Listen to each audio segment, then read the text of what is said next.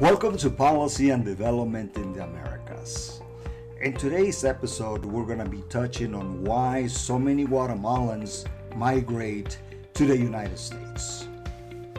In 2024, Guatemalans living abroad sent more than $20 billion in remittances to their families in Guatemala. According to data published by the World Bank and the Bank of Guatemala, that amount represents around 1/5 of the country's entire economy. But why do so many Guatemalans leave their country in the first place? According to data published by the U.S. Customs and Border Protection, in recent years, hundreds of thousands of Guatemalans have been encountered at the southern border of the United States. Migration from Guatemala has become one of the most important social and economic connections between Guatemala and the United States. So, why does this happen? Let's start with the numbers. But first, welcome to Policy and Development in the Americas. I am Dr. René Padilla. If you like this content, please give the video a like and subscribe to the channel. According to data from U.S. Customs and Border Protection, Guatemalans consistently rank among the largest groups of migrants encountered at the U.S. border. In looking at the chart, we can see that in 2019, there were 264,000 Guatemalans detained. In 2021, there were 283,000, and in 2023, 384,000.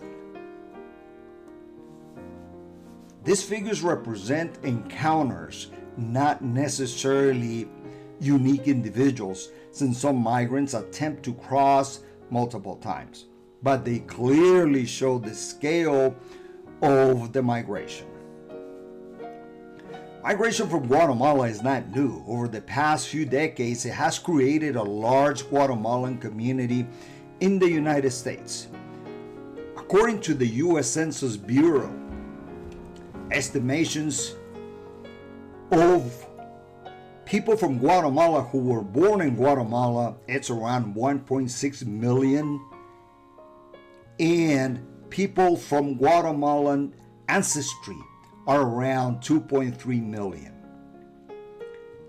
Large Guatemalan communities exist in cities such as Los Angeles, Houston, New York, and Miami. These communities create migration networks that make it easier for new migrants to arrive. One of the strongest drivers of migration is income differences between countries. According to the World Bank, Guatemala's GDP per capita is $6,100 per year. The United States has GDP per capita of $80,000 per year. This difference creates a powerful economic incentive. Even lower wage jobs in the United States can generate significantly higher incomes than many jobs in Guatemala. The migration is also influenced by labor demand in the United States. According to the U.S. Bureau of Labor Statistics, several sectors depend heavily on immigrant workers. Industries like agriculture, construction, restaurant and hospitality. Migration connects two labor markets, one with excess workers and one with strong demand. Migrant labor participation, according to the Migration Policy Institute, is around 78% of Guatemalan immigrants who participate in the U.S. labor force. This is significantly higher than the labor participation rate of U.S.-born citizens, which is around the low 60s. Most Guatemalan migrants come primarily to work. Migration is also linked to economic conditions in Guatemala. One cannot discuss the current economic, social, and political conditions in Guatemala without emphasizing the profound effects of the CIA orchestrated coup of 1954.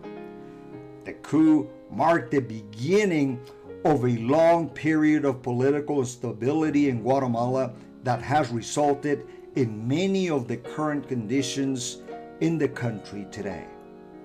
According to the World Bank, more than half of Guatemala's population lives in poverty, particularly in rural areas.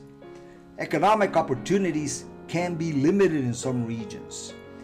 Each year, thousands of young Guatemalans entered the labor market, but the formal economy does not always create enough jobs to absorb them.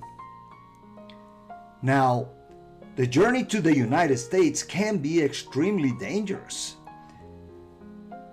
Migrants often cross all of Mexico before reaching their destination.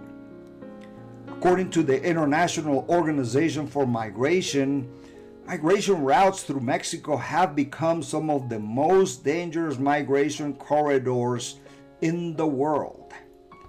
Migrants may face criminal groups, human trafficking networks, dangerous transportation, and extreme desert conditions. Now, in addition, not all migrants are able to remain in the United States. According to U.S. Immigration and Customs Enforcement, returned Guatemalans in 2019 were around 54,000. In 2022, around 72,000, and in 2023, around 95,000.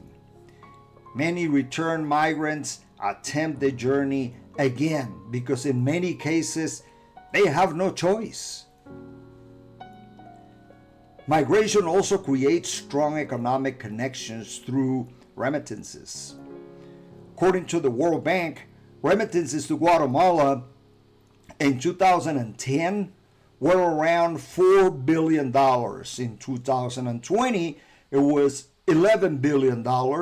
In 2023, $20 billion. And in 2024, just around $21 billion. These remittances support millions of households in Guatemala. However, they are mostly used for consumption rather than for large-scale investment. But migration can also create opportunities. According to the Migration Policy Institute, approximately 9% of Guatemalan immigrants in the United States have college degrees. Some members of the diaspora have achieved major success. For example, Guatemalan scientist Luis Bonan helped invent the CAPTCHA technology and later co-founded Duolingo. These examples show how migrant communities can generate information and entrepreneurship. So, why do so many Guatemalans migrate to the United States? The answer includes several interconnected factors that we have discussed, like income differences between the countries, labor demand in the United States, migration networks, demographic pressures, and residuals from the long political and economic foreign interference in the country. Migration is not simply a border issue. It is an economic phenomenon that deeply connects Guatemala and the United States. In closing, remember that it is not about believing what we want to believe. It is about knowing what we need to know. Join us next week for our episode discussing if Mexico is becoming an economic powerhouse. I'll see you then.